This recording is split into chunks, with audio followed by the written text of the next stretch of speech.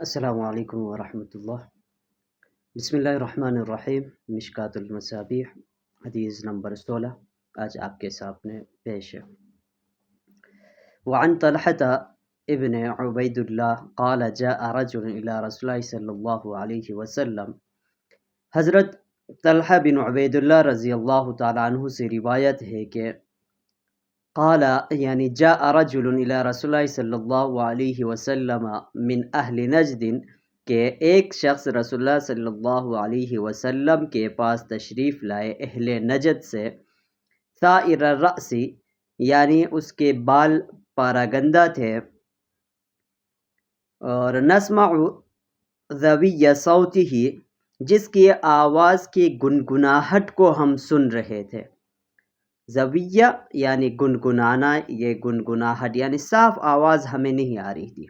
ولا نفقہ ما یقول، اور جو کچھ وہ کہہ رہا تھا وہ ہماری سمجھ میں بھی نہیں آ رہی تھی۔ حتی دنا من رسول اللہ صلی اللہ علیہ وسلم، یہاں تک کہ وہ آپ صلی اللہ علیہ وسلم کے رسول اللہ صلی اللہ علیہ وسلم کے بالکل قریب پہنچ گیا۔ فَإِذَا هُوَ يَسْأَلُ عَنِ الْإِسْلَامِ،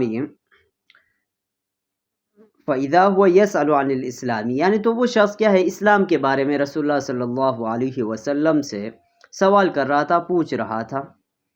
فقال رسول اللہ صلی اللہ علیہ وسلم، تو رسول اللہ صلی اللہ علیہ وسلم نے فرمایا، خمس صلوات فی یوم واللیلۃ، یعنی اسلام ہی ہے کہ دن میں اور رات میں 5 نمازیں ادا کرنا ہے۔ فقال هل علی غیرہن، اس شخص نے کہا کیا ان کے علاوہ بھی کچھ ہے ہمارے اوپر؟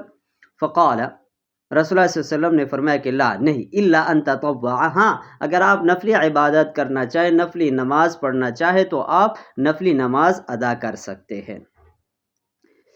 قال رسول اللہ صلی اللہ علیہ وسلم، پھر رسول اللہ صلی اللہ علیہ وسلم نے ان سے فرمایا، وصیام شہر رمضان، یعنی رمضان المبارک کے روزوں کا رکھنا بھی کیا ہے، اسلام کے اندر داخل ہے۔ فقال هل علی غیرہ، تو شخص نے کہا کیا رمضان کے روزوں کے علاوہ اور کوئی بھی روزے ہم پر فرض ہے؟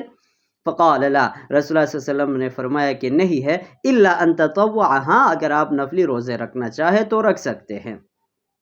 قال وذکر له رسول اللہ صلی اللہ علیہ وسلم، راوی فرماتے ہیں کہ رسول اللہ صلی اللہ علیہ وسلم نے اس شخص کے لیے ذکر کیا الزکاۃ، یعنی زکوٰۃ کو بھی رسول اللہ صلی اللہ علیہ وسلم نے ذکر کیا ہے۔ فقال هل علی غیرہا، تو شخص نے پھر سوال کیا کیا زکوٰۃ جو فرض ہے اس کے علاوہ اور ہم زکوٰۃ دے سکتے ہیں؟ وقال لا، رسول اللہ صلی اللہ علیہ وسلم نے فرمایا کہ نہیں، الا ان تطوع، ہاں اگر نفلی زکوٰۃ، نفلی صدقات وغیرہ دینا چاہتے ہیں تو وہ آپ دے سکتے ہیں۔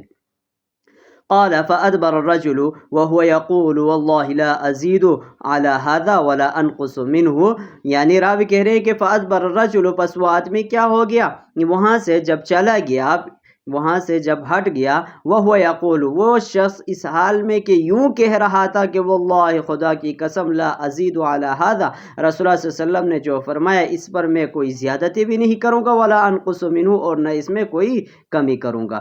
فقال رسول اللہ صلی اللہ علیہ وسلم افلح الرجل ان صدق، رسول اللہ صلی اللہ علیہ وسلم نے فرمایا کہ یہ شخص اگر سچ کہہ رہا ہے تو یہ کیا ہے، کامیاب ہو گیا ہے۔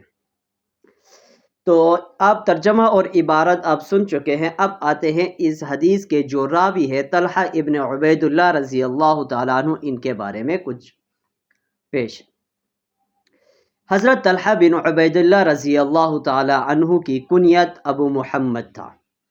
آپ رضی اللہ تعالیٰ عنہ 10 مبشرہ میں سے تھے۔ بدر کے سوا تمام غزوات میں رسول اللہ صلی اللہ علیہ وسلم کے ساتھ شریک رہے ہیں۔ بدر میں اس لیے شریک نہیں ہو سکے کہ رسول اللہ صلی اللہ علیہ وسلم ان کو اور ان کے ایک ساتھی کو ابو سفیان کے جو لشکر کے خبر لینے کے لیے بھیجا تھا ان کو۔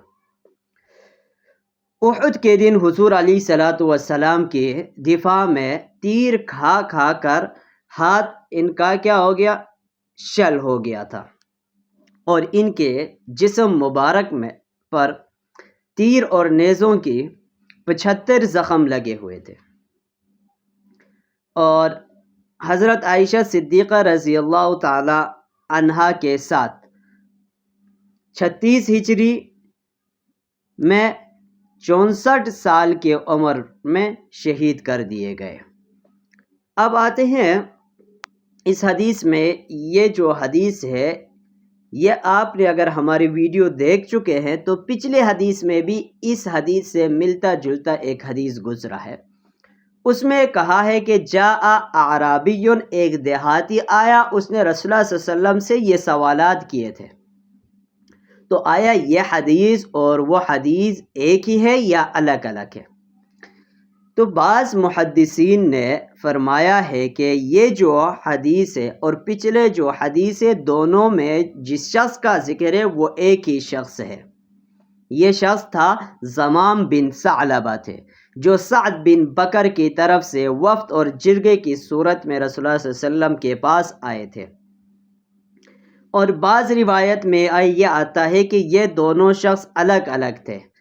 اس حدیث کے اندر جس شخص کا ذکر ہے وہ زمام بن ثعلبہ تھے، اور جو دوسرا واقعہ ہے جو پہلے گزر چکا ہے اس میں سعد بن ازحم تھا کہہ رہے ہیں۔ اب حدیث کے شروع میں ہم نے یہ کہا کہ من اہل نجد، اہل نجد کہتے ہیں یعنی بلند زمین کو، جس کا مد مقابل اس کا ضد جو ہوتا ہے نشیب والی زمین۔ سائر الرأس یعنی پراگندہ شخص، یعنی پراگندہ بالوں والا شخص، یعنی اس کے بال اتنے پراگندہ تھے کہ گویا کہ اس کے سر کو ہی پراگندہ کر کے تعبیر کیا گیا ہے۔ تو اس حدیث میں یہ کہا گیا کہ نماز کا ذکر کیا گیا، روزے کا ذکر کیا گیا، زکوٰۃ کا ذکر کیا گیا، اور حج کا ذکر نہیں کیا گیا۔ کیوں؟ کیونکہ اس سوال کا جواب یہ ہے کہ اس وقت تک حج کی فرضیت نہیں ہوئی تھی، حج کی فرضیت نہیں ہوئی تھی، اس لیے رسول اللہ صلی اللہ علیہ وسلم نے حج کا ذکر نہیں کیا۔ یا اس صورت میں رسول اللہ صلی اللہ علیہ وسلم نے حج کا ذکر نہیں کیا کہ یہ آدمی جو ہے یہ کیا تھا، انتہائی غریب اور مفلس شخص تھا، اس لیے ان کے سامنے رسول اللہ صلی اللہ علیہ وسلم نے حج کا ذکر نہیں کیا۔ تو امید ہے آج کی حدیث بھی آپ کو سمجھ میں آ گئی ہوگی۔ اسی طرح احادیث کے مختصر ترجمہ تشریح سننے کے لیے ہمارے ساتھ رہیے گا۔ اللہ حافظ۔